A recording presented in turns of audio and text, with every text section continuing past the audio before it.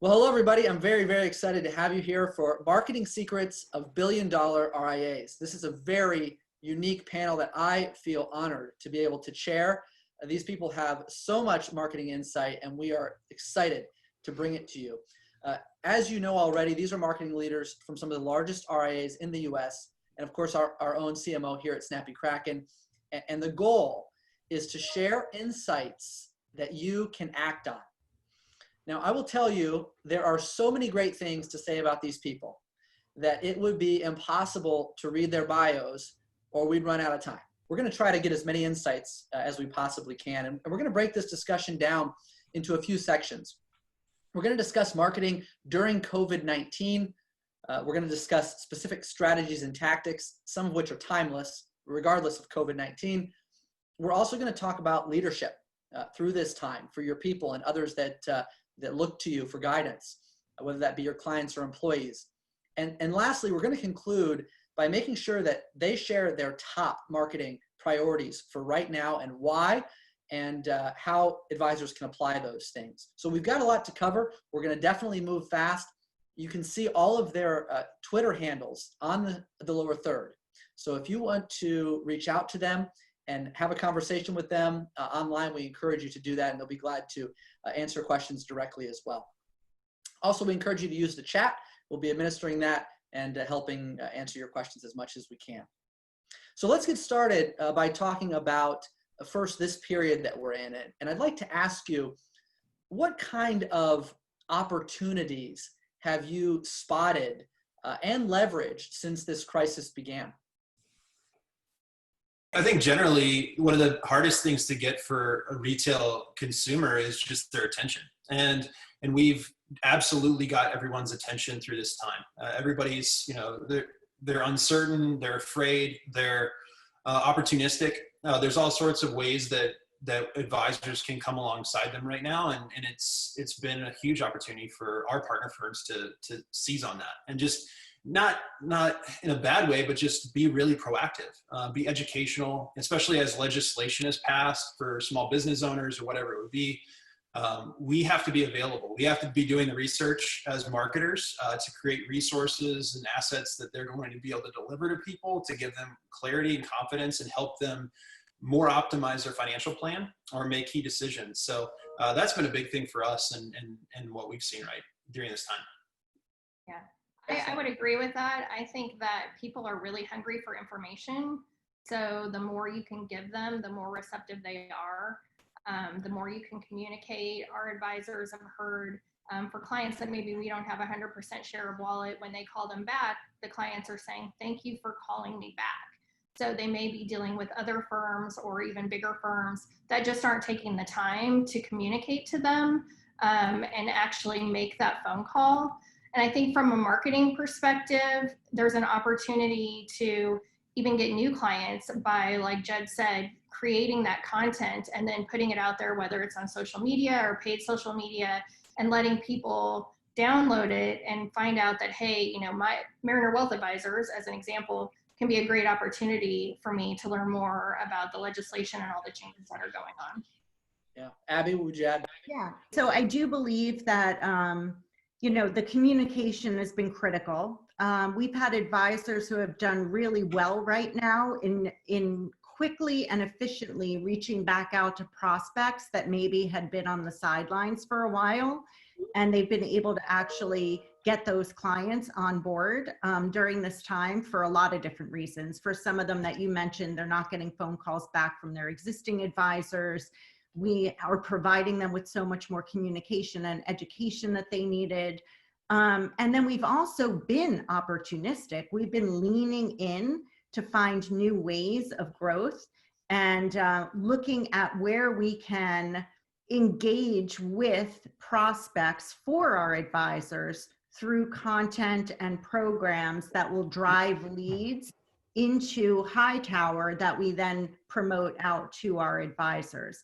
And that's been incredibly successful. So while you never want to be opportunistic in a crisis, it has been a time where we've been able to help people by even offering complimentary consultations for folks who are really confused as to what to do right now, especially in the small business owner arena. You know, I think with crisis, right, not only creates opportunity, but really a heightened sense of creativity and a heightened sense of adoption. And what I mean by that is, you know, there may have been advisory teams that may have been evaluating how to use remote technology, right, or evaluating how to use, you know, more video assets for communication.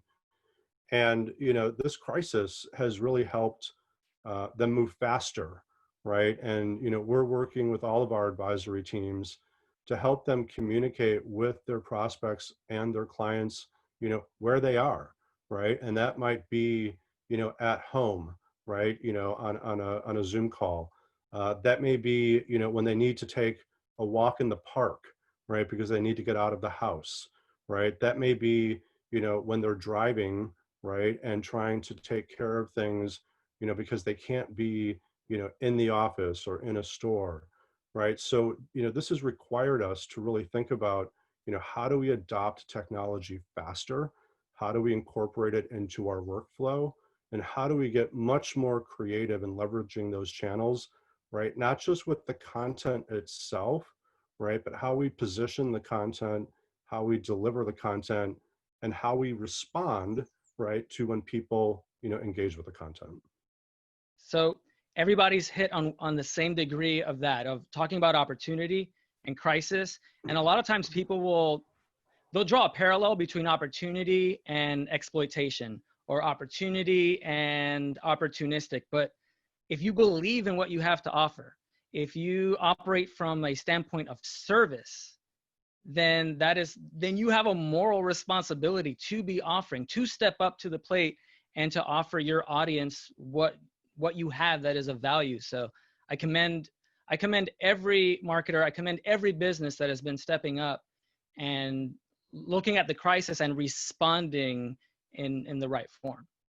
So that's what you're talking about. It's stepping up and it's responding. So let's talk more specifically about the type of marketing that we're doing right now. I think there's been a lot of COVID-19 marketing. You know, companies you forgot existed and you were on their email list, and now you're getting their emails every day about what they're doing for the crisis, right? So I want to ask you, you know, are we done with this, or can we stop sending out COVID-19 messages? Can we move on? What should we be doing? What do people want right now? We've stopped to the extent that we were doing in March and April when everybody started working from home and offices were closing. We were sending out at least 2 emails to our clients and prospects a week, keeping them updated, not only on our business practices, but the market and the economy. We have really cut back on that. We feel like it's time. Things have stabilized. I think when we start reopening our offices, we'll start sending more, just updating clients as to what's happening. But I mean, it's still in our commentaries that come out every month. But I think it's time that to offer new information. And just a funny story about that, we had a press release that was supposed to go out late March, and we held off on releasing it because of everything going on.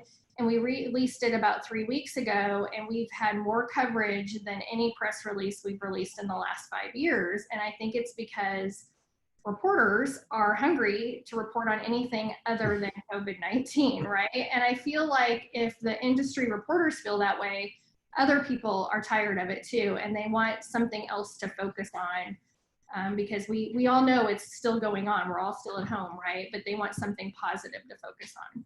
Good tip. Abby? Yeah, I would add to that by saying absolutely. You know, like initially we were doing a lot of communications around our business continuity plans and how you can reach us and operational type of communications. We have absolutely shifted from that, and we've moved to some fun ideas too, like stuck at home with the kids. Here are virtual things you could be doing in your community, or here are some restaurants that are open for takeout in your neighborhood, you know. So things that are more lifestyle oriented, have a little bit more fun to them, but we are still doing some educational things as well. So like I said, for the industries or the niches that have been very hard hit by this, I don't think that story is over. So, you know, for our advisors that focus on that niche marketplace, we really are still talking not so much about the pandemic, but just about any kind of new progress that's made with regard to, you know, regulatory relief or the PPP or things like that. So we are still doing some of that, but we absolutely are shifting away from, you know, just reporting upon COVID crisis communications. Yeah, and Robert, I would add to that and say, you know, a point that you made early on was, you know, there may be some marketing fundamentals, right, that we can, you know, always go back to. And, you know, one of the major fundamentals of marketing is, you know your audience, right? So again, and I don't think it's a one size fits all approach. You know, different advisors will have different client sets. Abby, to your point, you know, it may be, you know, a personal family relationship versus a business relationship, right? And the perspective on how they're going to be thinking about and dealing with COVID will be different, right? And the beauty of where we sit today is we have, you know, the technology and the ability to be, you know, a bit segmented in how we message, right? And how we think about communicating. That said, I would agree. I think, you know, if we think about the waves of emotion and kind of where we are in response to COVID-19, summer being around the corner, you know, we are seeing, you know, a lot of teams thinking about what's next, how to re-engage. You know, I don't know about you, but I haven't heard, you know, how are you adapting to the new normal in a while on a Zoom call, right? So, you know, you begin to watch for those trends and, you know, you begin to see how people are reacting. But I can't stress enough that, you know, while this is a time and, you know, we work with our advisors, you know, to think about not only delivering the right information at the right time, but now more than ever, I think as marketers, we also need to listen, right? We have the ability to listen, right, to our clients. We have the ability to listen to how they're reacting, right, emotionally, right, as well as, you know, what they're doing, you know, with their financial plans. So I think to the extent that we can, you know, be thoughtful and tailor our message, right, to where things are moving, what the trends and what the data is telling us, leverage technology, right, to have a degree of segmentation, right? I think, you know, it works well for our advisors when they think about, you know, the right message at the right time. That's excellent. Yeah, I very would good. say, I would say on our side, you know, we generally try to have a Pareto of content where it's an 80-20 of 80% of the content we're producing is generally going to be relevant regardless of the climate. And then 20% is more, you know, contemporary. And with the shift, with the COVID shift, we probably almost flipped that completely, where we were 80% on COVID and 20% on just the regular stuff. And we're gradually shifting that back. I think we're probably about maybe a 60-40 back toward our normal side. And we are researching the HEROES Act right now and what that means and what is that, you know, what kind of content do people need on that? We're heads down on it. And if that passes, then we'll be ready. And all our partners will be trained and all that kind of stuff to make sure that they're relevant there. And, but I think we just have to, I always try to work in ratios so my team doesn't, it doesn't make them crazy. And they can expect what's to come and we can live in sort of disciplined environments, but that's been our experience anyway. You know, Robert, I think a good tip is not to focus on COVID-19 anymore, but the effects of COVID-19. So if you have clients who have been furloughed or laid off, what can you do for them, or what content can you provide them when there's money in motion? They may need to move their 401k. They have other benefits to think about, just reacting to the effects of what it's caused, right? So being able to provide your advisors information to be able to give their clients during this time, knowing that for them, being furloughed may be their new normal for a long time, right? So how can we help them, or being laid off? So being their partner through it so they know that they can rely on you for more than just their investments. That's a very good tip. Thank you. Angel? So be of service, be of service, be of service. Gordon mentioned going back to fundamentals, listening to your audience. And like you just said, Christa, it's not about focusing on the pandemic. It's about what are the byproducts. And I'd say just like a quick tactical thing, pay attention to the industries that pop up over this. Pay attention to the side hustles that pop up, to the trends in homeschooling and remote work management and and socializing via video. Like that's showing you that there's a need out there and that people are clamoring for it and they're buying. So it's just, there's so many different ways to find the spin-offs of what people need and what they want to hear about. And I will say, I think it's very beneficial. Like the majority of our advisors, if not all of them, are advice-based businesses, right? So they lead with financial planning. And I think that really makes a difference in these times, because the conversations aren't around what is the market doing. It's how does this impact what your goals in your financial plan are, and what are the adjustments we need to make because of what's going on right now. And I think that's a very different conversation than you'll find, you know, maybe some other advisors that are having out there. Yeah, solid recommendations. Thank you. And I know we've been a little bit philosophical about some of this, which it's excellent guidance. What I'd like to do now is I'd like to take it down a little bit more, because a lot of advisors, they've had some of their traditional marketing methods squashed. Some of them need more help actually getting results from their marketing. So I'd like to talk a little bit more about channels and tactics that you're prioritizing right now. So whether it's Jed mentioned a bit ago, the HEROES Act, doing some research on that, that's excellent. We'd love to hear about either subject matter, channels, methods that you're finding to be effective right now for really engaging people in this environment. Definitely video. I mean, video has just skyrocketed. You know, I feel like I've become a video expert in addition to a Zoom expert in a crash course of, you know, 6 weeks. So we're seeing advisors do a lot of video that they're sending to their clients, and that seems to be resonating really well, in addition to webinars. How about you guys? Yeah, I'd say webinars. I mean, we're an organization that really relied on face-to-face events. So having to pivot and make them digital has been really interesting. So having live Q&A panels, much like this, where prospects and clients alike can get on and actually ask our panelists questions as it's going on. We've done taped webinars that people can watch on demand. We've had events that are more lifestyle. We've invited our clients to yoga classes and meditation classes that one of our associates puts on every Friday. We've had chefs show how they make their famous fried chicken. So really, we have traditional business development officers that really rely on those face-to-face meetings, and honestly, their paycheck relies on it a little bit too. So figuring out how they can continue to meet with people in a digital era right now has been important, and I think it's something that everybody's probably had to do. And I think the other thing is social media is really big right now and has worked well for us. I think people are on their phones more, they're on social media more because they're at home. We've done more paid social media ads right now, and our results have almost doubled pre-COVID-19, and some are just to get people to sign up for our newsletter. And again, I think that goes back to being hungry for information, right? So it's very low cost and you get great results.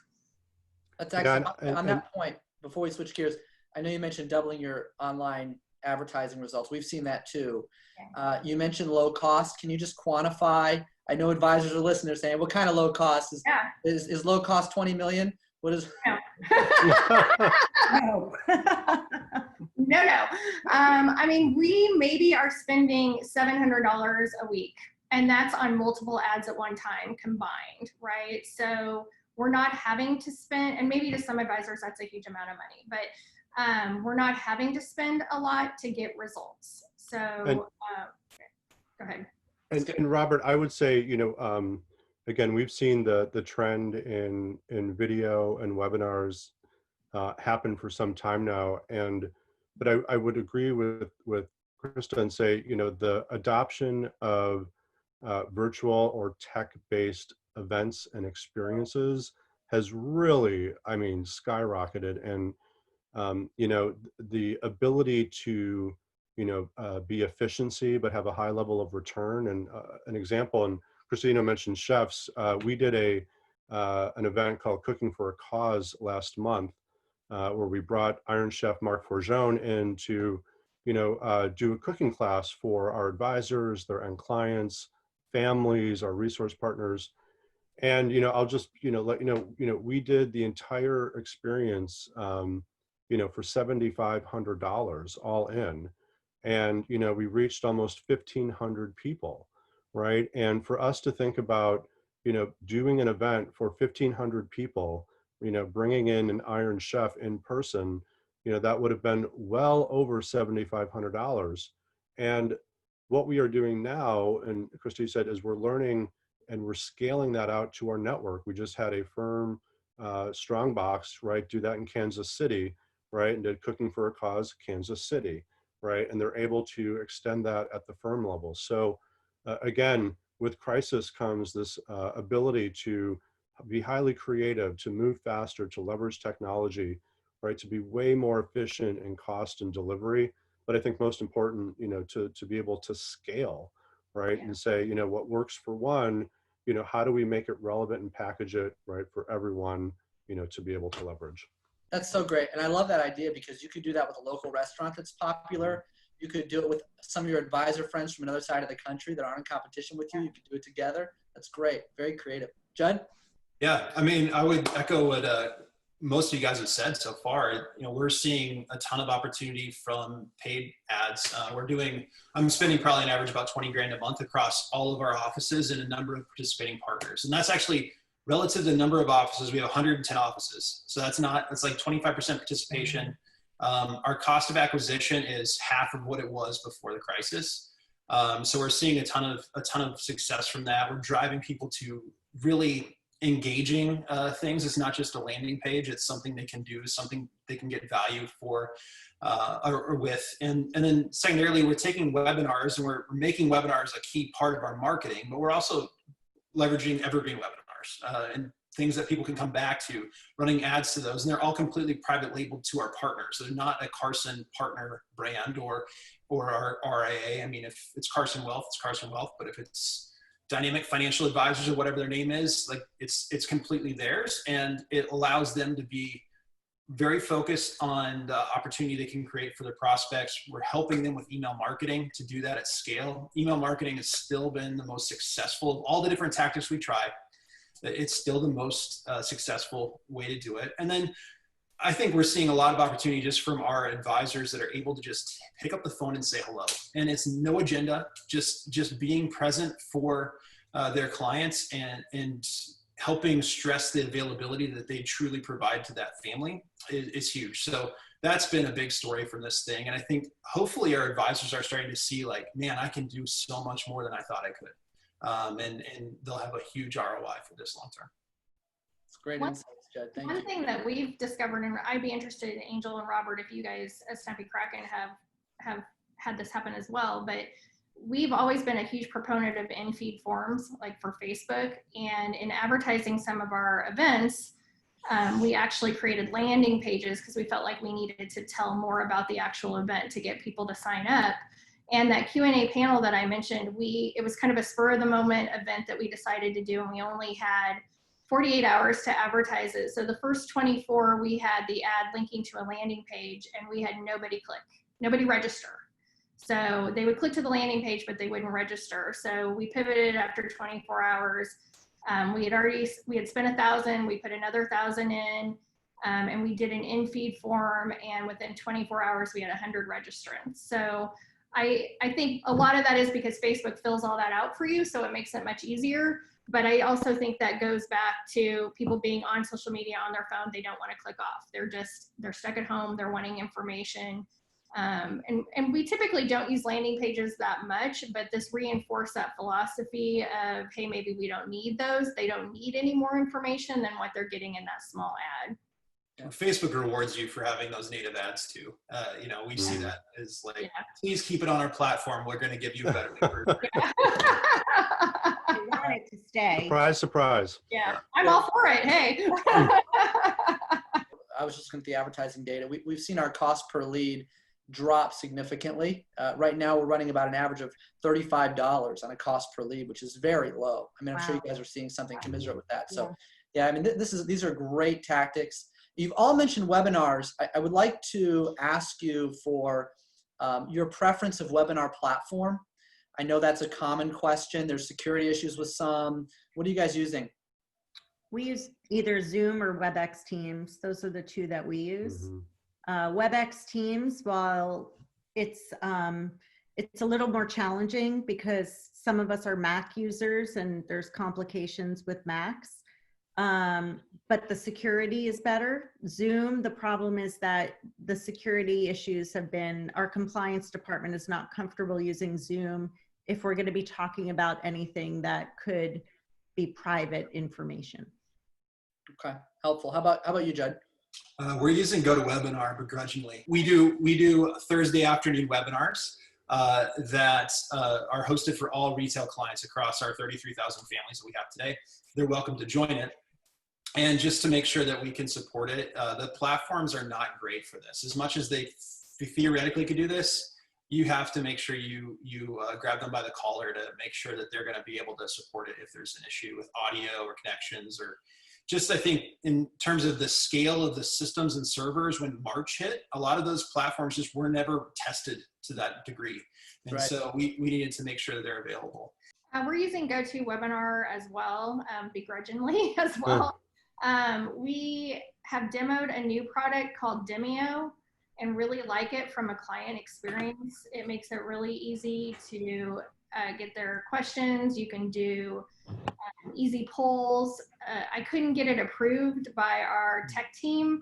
They had some security issues and we have to get all of that new technology approved. It's a really small company, and since everybody's looking for digital software, it was really hard to get them on the phone to answer our questions. So we've stuck with GoToWebinar, but I'm hoping as things slow down, we can switch. I just don't think it's a great client experience, honestly.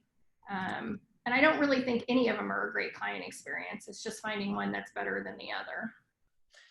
Can you talk about virtual events for a minute? If you guys have, and if you don't have anything on this, that's okay, but do you have any suggestions on how to make virtual events more engaging, more interesting, more fun, more desirable?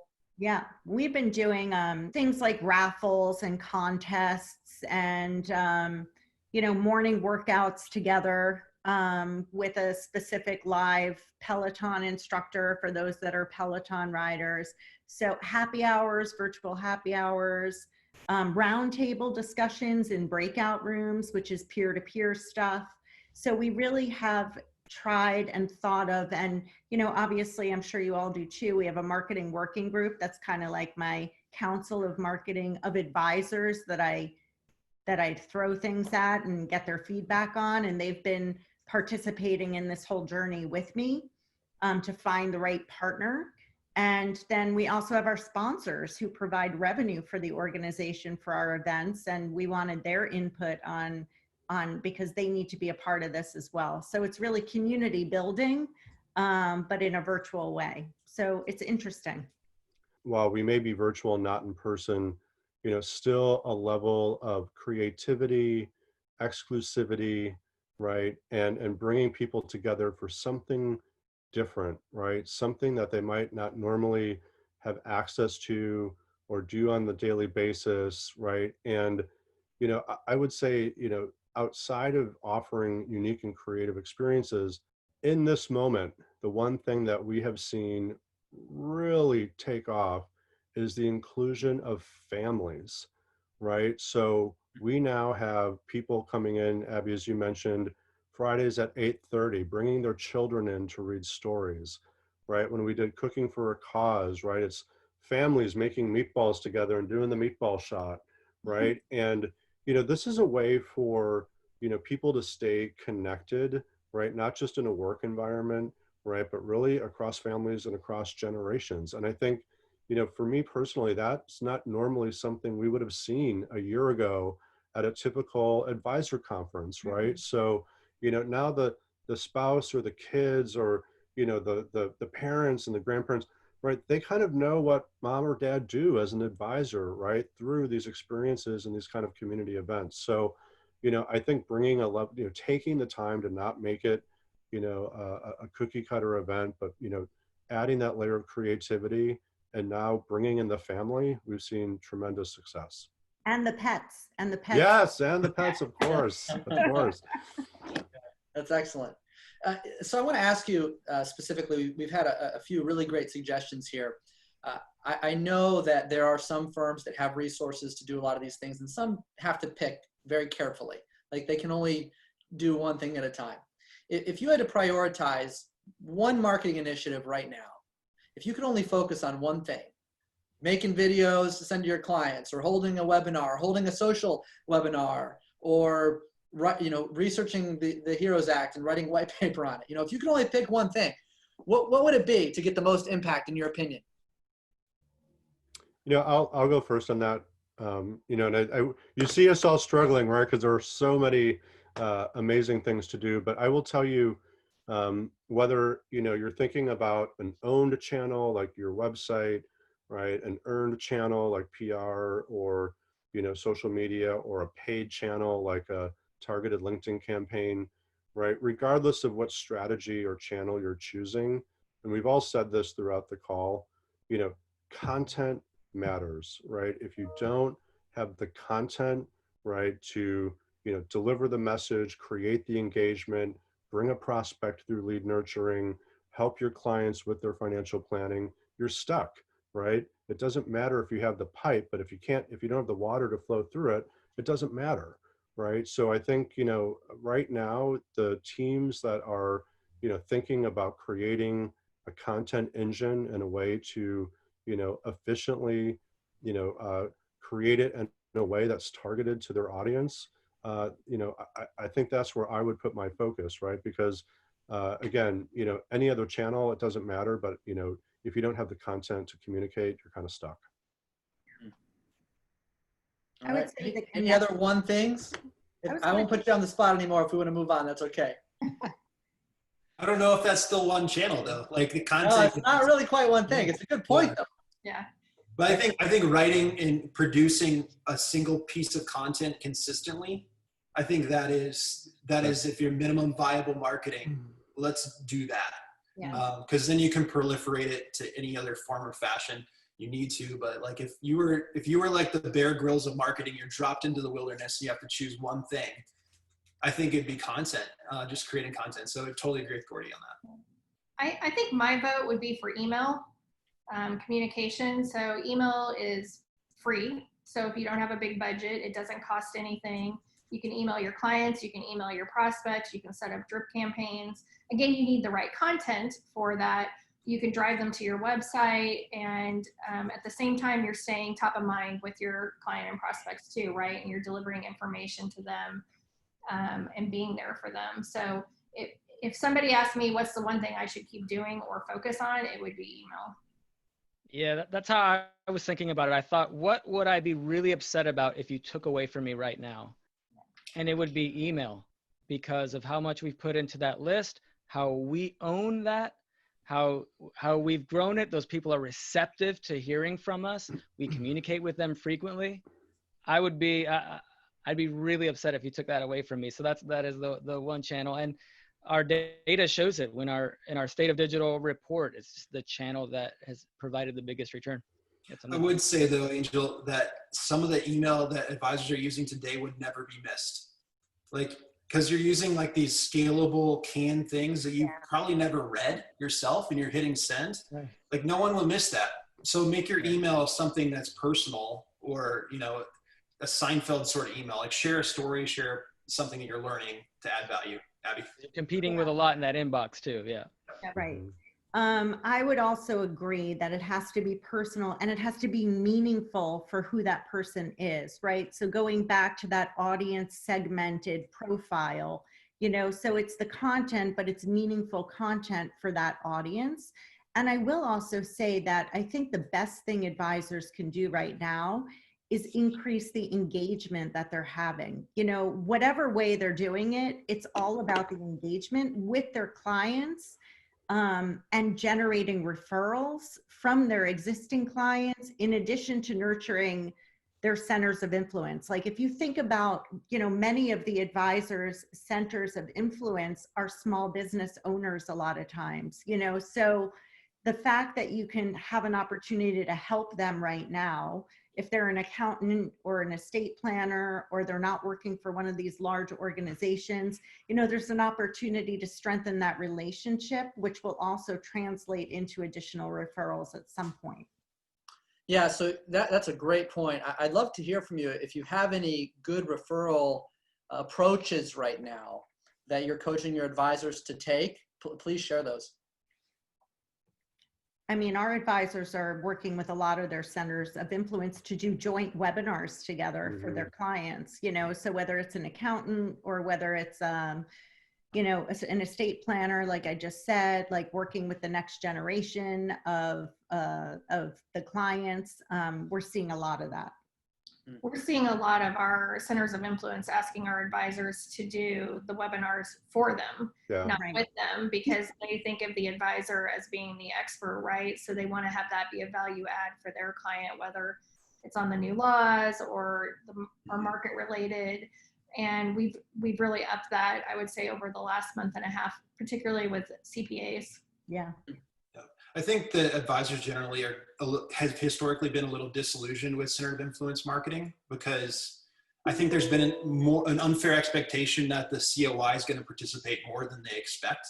And the thing I always encourage the advisors to do is just own the social network. Like, you own it. You shouldn't expect anything from them. You have to be proactive and just make it happen for them. And then they will over time reciprocate. And that's the only way to have success in it. So if that's any bit of encouragement to anybody watching. And I'll just add to that, which is, you know, many of the conversations that I've had with advisors starts with, you know, how do I get the COI to drive more leads into my funnel? It's that basic, right? And it's really not, right? Because oftentimes it's the advisor, right, looking to bring the COI's, service, right, into what they do. And I think what we're seeing right now is more advisors understanding that, you know, the center of influence partner, right, can be part of a dialogue in terms of providing value, right, to the conversation. And indirectly what that does is it tells the COI, right, that the advisor is going to provide a soft landing, a smart landing for their clients, so they become more comfortable being a referral source, right? And so creating that level of engagement, Christa, to your point, you know, doing things like joint webinars, putting out joint pieces of content, right? Explaining how the two services work together for their clients. You know, the advisors that focus on that, I think, again, indirectly see more referrals come in through the COIs than when they just go knock on the door and say, who do you have for me? 100%, 100% agree. That's a great point, Gordy. I mean, if an advisor is already producing a piece of content and you're saving it as a PDF, give it to your COI and let them put their logo on it as well. I mean, we found that our COIs, they're just as hungry for information to supply to their clients, and they can't write it. So if you can give it to them, they're going to be appreciative and they're going to continue to see the value in the relationship. Sorry about the light. That's what happens when you're the only one in the building. At least we know you're energy conscious. Angel, did you have anything to add? It's funny because, like, during the normal time, they stay on much longer than this, but I guess it's because there's nobody here. But That's You have to keep on doing this the whole You time. can see it doesn't seem to work. So, But we could still see you, so that's good.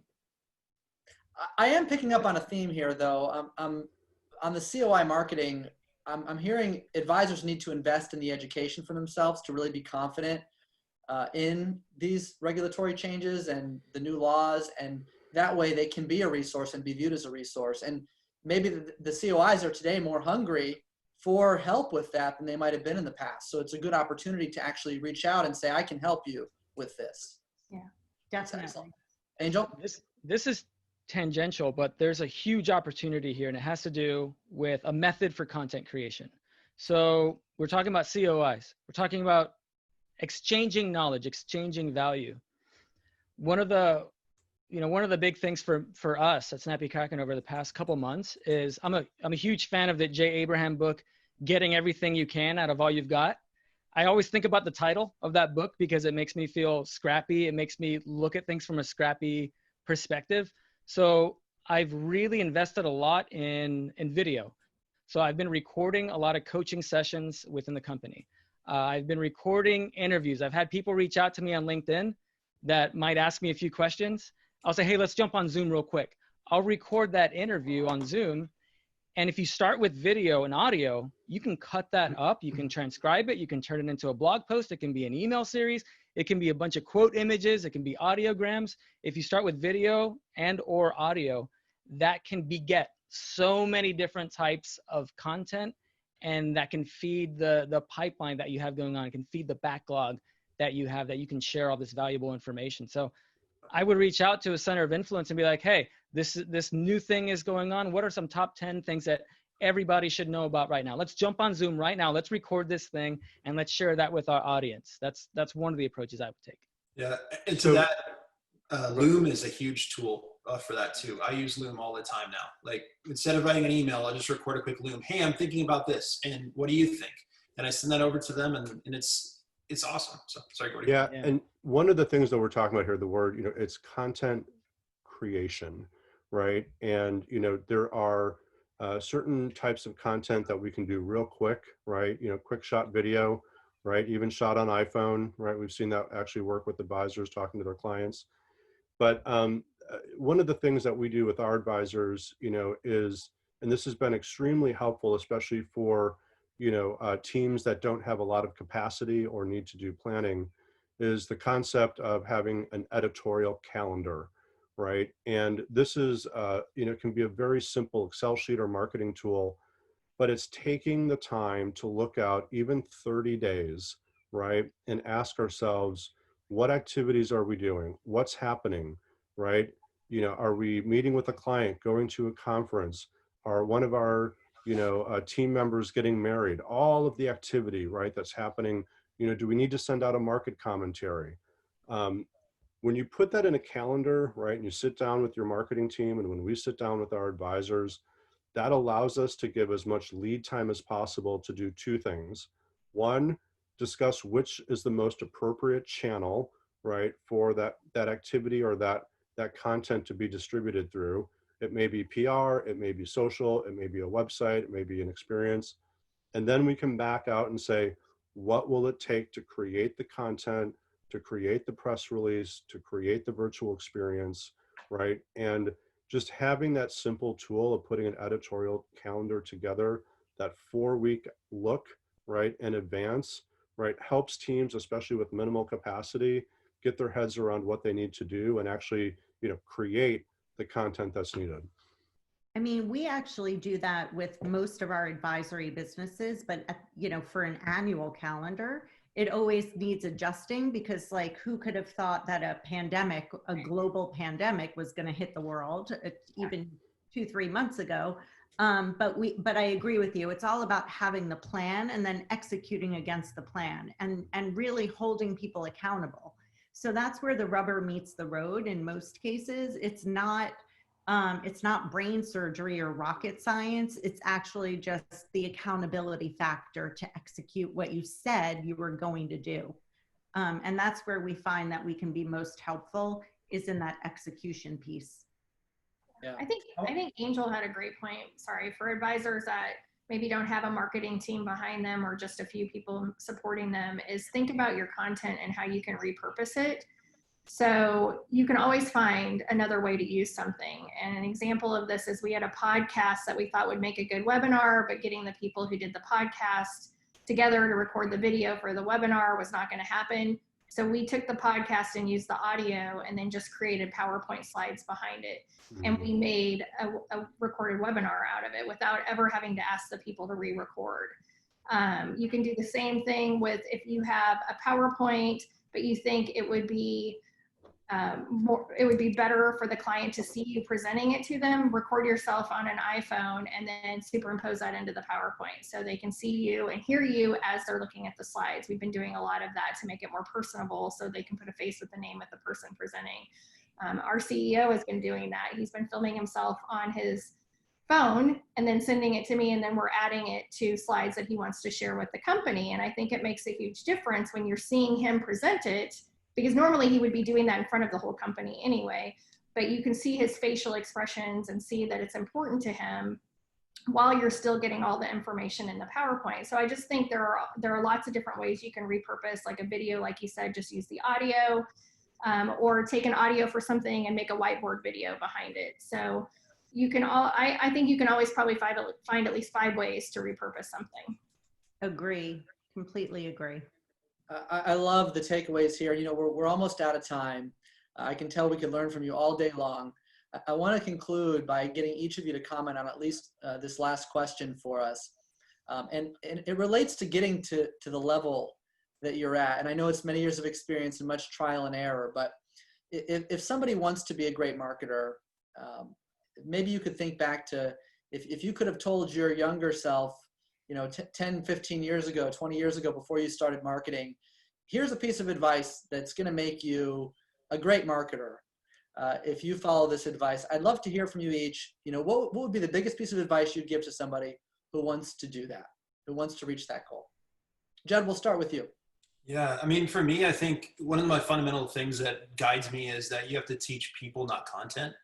And you have to love teaching. The best marketing is education, and engaging with people and understanding I have to speak their language rather than them understanding all of my acronyms. And I think if you can master that and you find joy in it, and you can find that complement, that systems person, or become a systems person. I'm not a systems person, for the record. You know, you can have success. And I think, I mean, when you look at the CMO title in our industry, we might mostly all be here. There's probably a few folks that are not on this webinar, but like there are not a lot of us that do what we do. And I think that's a shame. I think there should be more people doing marketing in a dedicated state for the financial advice industry. So I hope to encourage people, if they ever have questions or want to do this, I'd love to hear from you. I want to help this industry grow. I imagine everybody else feels the same way. That's awesome advice, Jed. Yeah, thank you. We can tell you're passionate about it. Abby? Yeah, I mean, I think that the biggest driver to my success has really been by surrounding myself with people that are better than I am or have different skill sets than I do. I know what I'm good at and I know what I am terrible at. And those things that I'm really bad at, I need to find other people that are really good at. And I think it's all about the team. You know, it's definitely not just me alone, ever. It's really all about the team. And I'm so fortunate to love the team that I work with right now. And you've gotten to know some of them, and they're just great people. So, you know, I think it's about finding the right people to surround yourself with, and then making sure you're passionate about what you're doing. Outstanding. Very nice comments. Gordy? Yeah, thank you for letting me go third, because I can then say I agree with Judd and Abby, both very good points.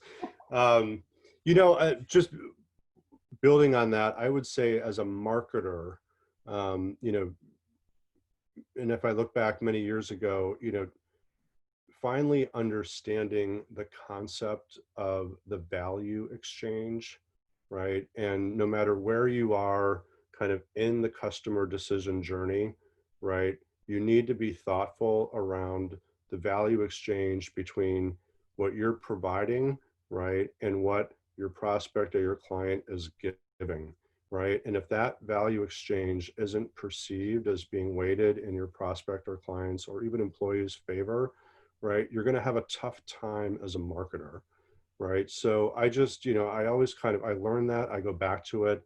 In everything I do, I try to make sure that, you know, whoever we're communicating with or engaging with or being an experience with, right, always feels that they're getting a little bit more out of that exchange and being with me and spending time with me, right? You know, and it's just, it holds true in everything I've done that has been successful.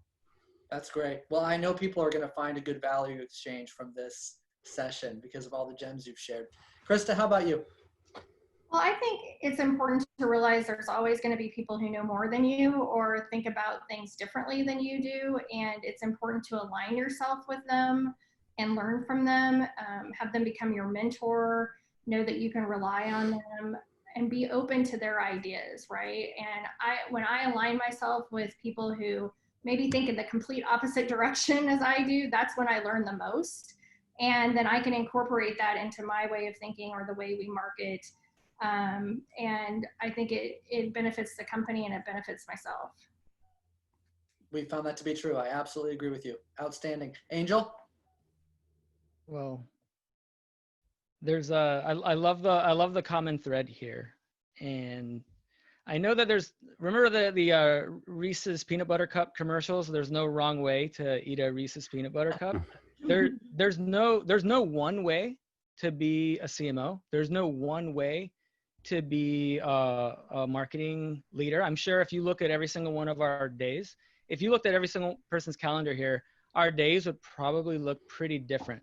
We'd be working in completely different domains and certain things, and other things would overlap, but they would not be homogenous. But the common thread that I'm noticing here is that you hire people that are bigger than you. I know you mentioned Ogilvy on advertising, and in one of the chapters, he said that whenever he hired a new person, he would send them a gift, he would hire a manager. He would send them a nesting doll and say, don't hire people smaller than you because we'll be a company that is dwarfed. Hire people that are bigger than you. We can be among the giants. And if I had advice for my younger self, it would be, don't spin your wheels trying to learn everything. I've made the mistake of over-learning and trying to pick up every skill. And that's impossible because I'm not a master at all of those different skills.